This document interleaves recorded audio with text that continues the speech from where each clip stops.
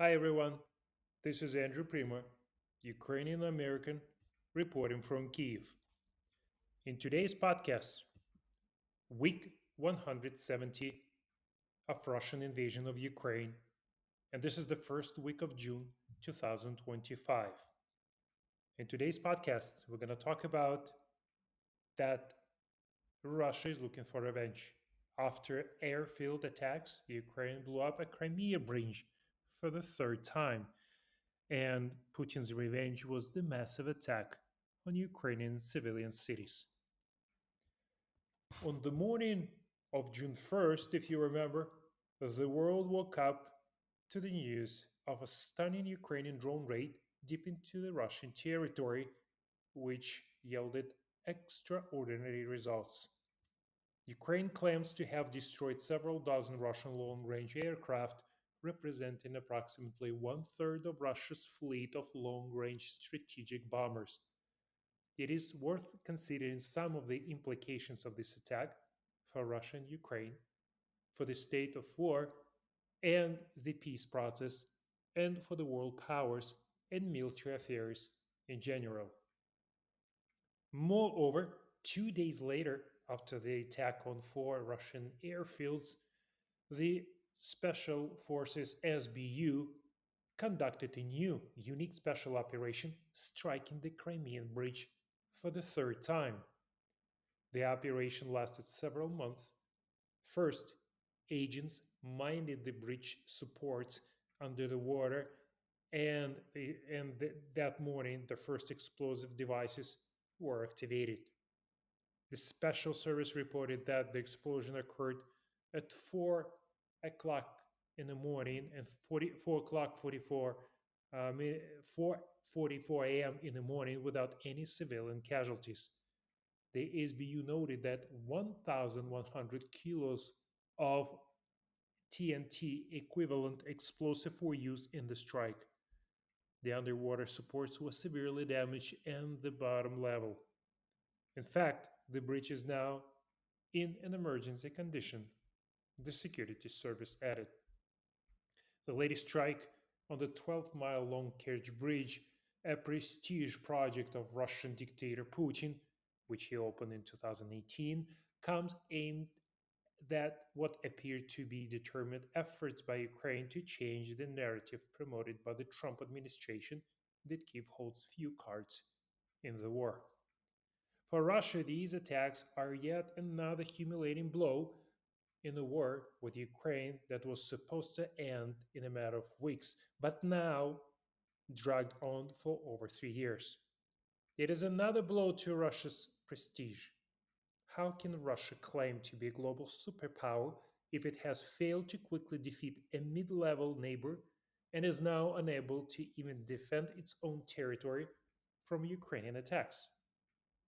All this occurs against the backdrop of other shameful episodes, including the loss of the flagship of the Black Sea Fleet, the, cruise, the cruiser Moskva, and indeed the Black Sea Fleet itself. And as you remember, the 30% of Russian Black Sea Fleet was sank. This has all happened thanks to the actions of Ukraine military forces in the last 3 years. The financial losses of Russia from the latest drone attack are estimated about $7 billion. But more importantly, Russia is unlikely to be able to quickly or easily compensate for the lost long range aircraft, especially considering they play a crucial role in the country's nuclear strike force. Their loss will also significantly limit Russia's ability to launch missile strikes from the air on the Ukrainian territory. The attack was a real show of genius. Sensing a shortage of air defense missiles, Ukraine struck at the very source of the missile threat from Russia. Of course, Putin will want to retaliate, and Ukraine should prepare for retaliatory strikes, although its capabilities are now limited, both due to a loss in aviation and because the ground war has effectively reached a stalemate. For Ukraine, this attack is a significant information victory that will bolster support both domestically and internationally. Against the backdrop of Trump's stalled peace initiative and the humiliating trap set for Zelensky in the White House, Ukrainians have been preparing for a prolonged war. This setback will help unity the Ukrainian society around Zelensky and provide him with additional leverage for a tough stance in the negotiations currently underway in Istanbul. Many have discussed Trump's contemptuous remark to Zelensky during that meeting in Oval Office. They say you don't have any Trump cards. With this action, Zelensky has demonstrated that he and Ukraine possesses trump cards and quite substantial ones. Imagine Ukraine has accomplished something that the United States could not achieve in 7 decades of the Cold War. It has uh, incapacitated part of the Russian nuclear strike force. Ukrainians have shown that they understand the Russians better than anyone else, know their weaknesses, and are capable of delivering devastating blows to Russia's military might. Ukraine has proven that it can achieve far more than was expected of it through superior motivation, intelligence, and innovation. It's clearly not in the character of the vindictive Putin to let such a spectacular Ukrainian special operation go unpunished. The scale and nature of Russia's retaliation following the audacious Ukrainian attack on four Russian airfields on June 1st remain unclear. There's virtually no official information from the Russian side regarding serious losses among long range bombers, and the explosions at several railway sections have been loudly condemned as acts of terrorism. So, right after Ukraine's two successful attacks on Russian airfields and Crimea Bridge, Kremlin launched the largest drone and rocket attack on Ukraine's civilian cities. Let's analyze what happened on the night of Tuesday, June 10th. So, I'm not comparing the number of air targets shut down by Ukraine air defense forces, but rather how many were launched, and of those, how many were shut down. First, let's consider the Shahid drones. If we calculate the percentage of those shut down from the total launched, it comes out to 96%, which is outstanding. This means we achieved similar results as about a year ago, which was 95% of Shaheeds used to go down. Now, if we look at the daggers, which are the fastest, longest range, and most dangerous Russian missiles, five were launched and all were shut down. That is 100%. Regarding the KH-101 launched by the Bomber 295 aircraft, which the Russians didn't acquire other operation didn't uh, lose during the operation the Spiderweb, all were shut down. 10 launched, 10 shut down by Ukraine air defense forces. There are known issues with the KH-22 missiles, by the way, but these are short-range missiles and can be significantly impacted by electronic warfare. The fact that all the other missiles were shut down indicates that we still received a certain number of anti aircraft systems from our Western partners. And in the fight against the Shahid drones, the acoustic system that was installed in our eastern regions is very helpful. This is a development of Ukrainian engineers, which allows us to detect the routes of the Shahid drones and warn both mobile groups and air defense systems about the approach in advance. Therefore, most of them are destroyed on the approach to the cities. The only problem we have is near the Kharkiv city, which is very close to the front lines and very close to the Russian borders because this distance is very short. Unfortunately, the Shahid drones still arrive in large number in these areas. It's very difficult to place air defense systems there without them being targeted by the enemy artillery and multiple launch rocket systems. This is what allows the Russians to slip through. Additionally, There are many cheap drones operating in the area, which are particularly challenging to shut down since they are aircraft type FPV drones. I'm referring to Molnia 1 and Molnia 2. Overall, the situation is like this. I see that both yesterday and today, ballistics are being actively shut down. It seems the Israeli Patriot systems have finally arrived in Ukraine and already being used. And this is really important. Now, about the attack that took place on the night of Monday, June 9. The head of the Air Force Communications Department, Yuri Ignat, said the main strike was directed at one of the operational airfields. They directly said that it was Dubna city in the Rivne region, the western part of Ukraine, and the enemy was striking there with various means of air attack. Then they were constantly hitting Starokonstantinovsky, now it's called Dubna, and how do we assess it? So the city has the base airfield of the Tactical Aviation Brigade armed with Su-24M bombers, and Dubna is an operational field. That is, the brigade is at the base airfield in peacetime. As soon as the war breaks out, it disperses to several operational and reserve airfields. And already, separate small groups the size of squadron and links operate from these airfields, which are pretty safe because it's far away from the front lines. And in the event of any damage or the need for repair, inspection, they return to the base airfield where there is appropriate equipment for testing various aircraft systems for minor repairs. Thus, the Russians discovered that the Dubna has that operational airfield and it needs to be attacked. The Su 24 jet is the most dangerous aircraft for the Russians because it's our only carrier of Storm Shadows and Scalp cruise missiles provided by the Western partners. Additionally, if we acquire Taurus missiles, they are promising carriers as well. However, they are no longer the only ones available. We have now also received Mirages 2000 from France. If there are any issues with the operation on the our Su-24 jets, the Mirage jets will take over air defense responsibilities and start launching Storm Shadows missiles at the Russians.